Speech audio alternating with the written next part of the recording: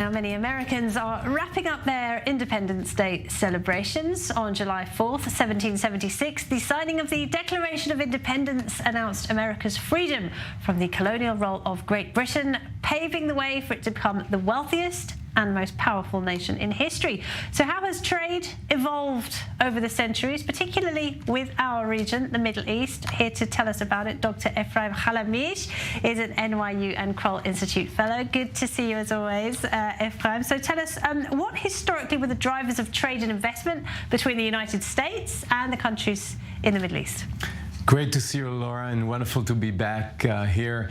I mean, this is really a wonderful time to speak about how the Middle East has changed, especially when it comes to the bilateral trade and investment relationships with United States. And needless to say, historically, it's been mainly driven by energy resources. In other words, in the past, historically, United States needed the Middle East resources, especially when it comes to oil and gas. And then America, as we all know, export all types of product and services, especially when it comes to technology, to the Middle East. However, the world has changed. As we know, United States now, in terms of energy, people are talking about energy independence. The United States itself is exporting energy products, and the Gulf states, especially when it comes to the UAE and Saudi Arabia, they're actually now trying to be more and more advanced in terms of their economy. So the formula actually has changed, and we're not talking anymore about oil and gas in exchange for technology and other products. And today, of course,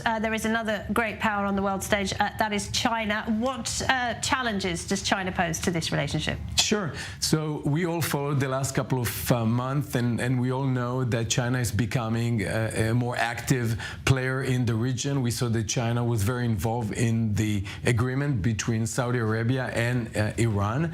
And it's not only politics and diplomacy. Actually, we see impact on the ground in terms of trade, investment, and economic performance, which means that China is becoming, especially for major economies like Saudi Arabia, is the premier trade partner. So United States, not only that the Americans need to be more active, they're actually trying to be more active in comparison to other great powers like the one you mentioned before. So where are the big opportunities in the Gulf right now?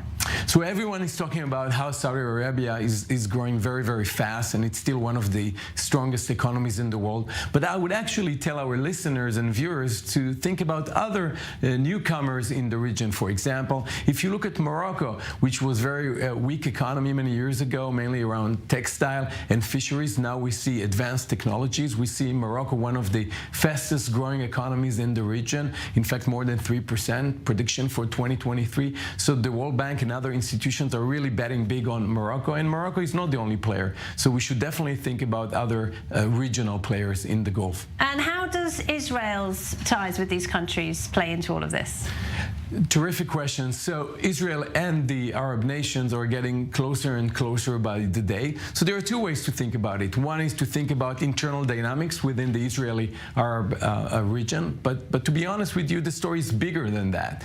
Once you start thinking about Israel and the Arab world as a region and not only as standalone states which are negotiating and signing economic agreements, you start thinking about a big world where United States, the Arab world, and Israel all together, three parts to this formula, building economic relationships. I'll just give a very quick example. Now you see more and more Arab-based venture funds investing in Israeli companies, Israeli startups, and then indirectly exporting their technologies and their financial resources to the US market. So basically you have three different parts to this story. Yeah, and these partnerships are growing rapidly, aren't they? Dr. Khalamish, thank you very much. Thanks for having me.